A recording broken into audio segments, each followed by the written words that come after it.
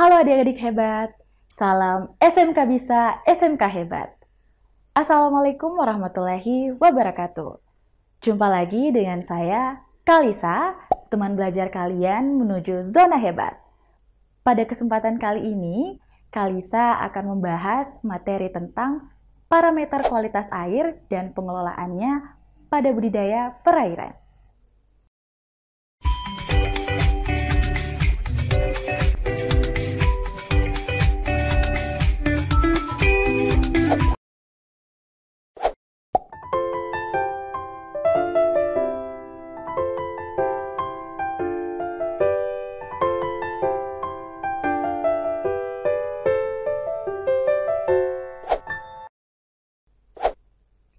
Adik-adik hebat, di video sebelumnya, Kalisa pernah membahas tentang budidaya perairan dan ragam pengelompokannya.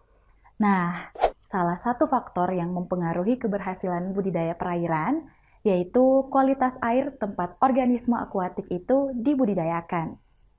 Organisme akuatik akan berkembang dengan baik apabila kualitas air di tempat pembudidayaannya sesuai dengan kondisi alamiahnya. Sebaliknya, perkembangannya akan terganggu atau bahkan mengalami kematian apabila kualitas air di tempat pembudidayaannya menurun atau berada pada parameter di luar batas toleransinya. Lalu, apa sebenarnya kualitas air itu dan bagaimana mengelolanya agar tetap sesuai dengan kondisi alamiah habitat organisme akuatik yang dibudidayakan? Yuk simak informasinya.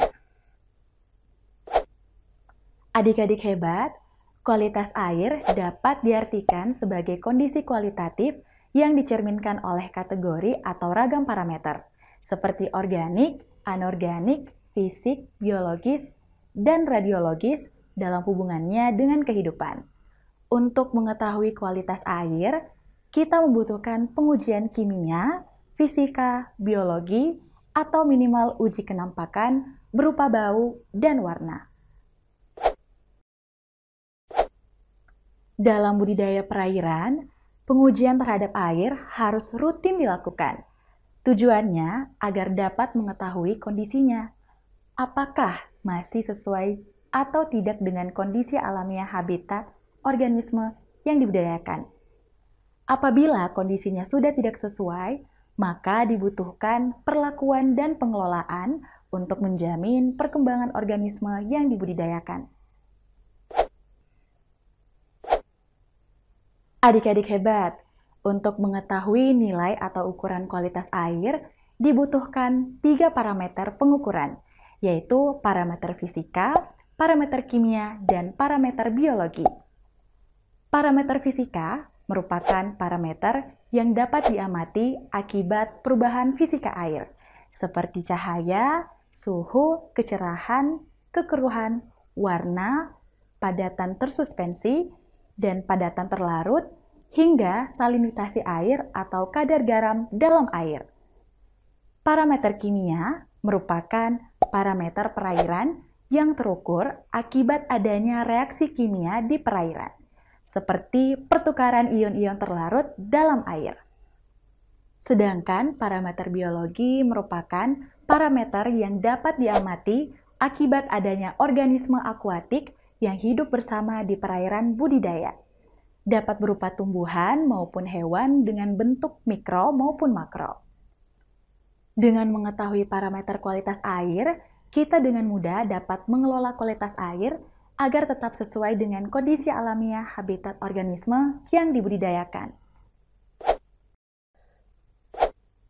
Salah satu contoh perubahan parameter kimia yang mungkin pernah adik-adik temui yaitu ikan-ikan yang berada dalam akuarium akan menuju permukaan saat aerator atau pompa udara yang menyuplai oksigen air mati akibat padamnya listrik. Fenomena ini terjadi akibat kandungan oksigen dalam air mengalami penurunan. Bila hal ini terus terjadi, ikan-ikan yang ada dalam akuarium akan mengalami kematian. Dari contoh tadi, kita dapat melakukan pengelolaan kualitas air berupa perlakuan secara fisika dan biologi.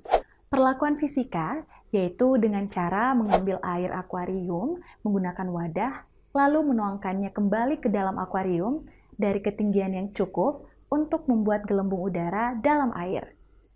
Sedangkan perlakuan biologisnya yaitu dengan memasukkan tanaman air seperti Mendelov dan ganggang air tawar. Untuk contoh pengelolaan kualitas air dengan parameter fisika, Kakak kembali mencontohkan hal yang mungkin pernah adik-adik alami atau lakukan, yaitu saat memasang saringan yang dilengkapi arang akuarium pada akuarium kalian. Ikan dalam akuarium akan berkembang dengan baik apabila kecerahan air terjaga. Namun, terkadang sisa-sisa makanan dan feses atau kotoran ikan membuat air dalam akuarium menjadi keruh. Nah, dengan saringan yang dilengkapi dengan arang akuarium, kecerahan air akan tetap terjaga.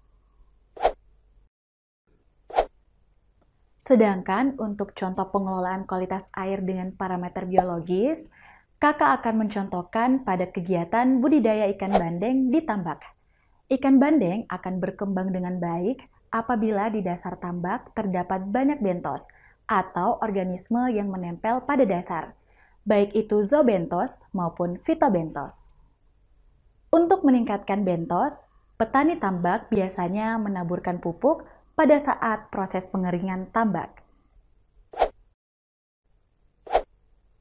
Adik-adik hebat, demikian informasi yang dapat Kakak sampaikan tentang parameter kualitas air dan pengelolaannya pada budidaya perairan. Sekarang, coba adik-adik cermati kondisi ikan yang berada di kolam. Mengapa ikan-ikan cenderung naik ke permukaan air pada siang hari dibandingkan malam hari? Ayo, cari jawabannya dan tuangkan ke dalam kolom komentar. Adik-adik hebat, terima kasih telah menyimak informasi yang Kakak sampaikan. Sampai jumpa pada video berikutnya. Salam SMK Bisa, SMK Hebat. Assalamualaikum warahmatullahi wabarakatuh.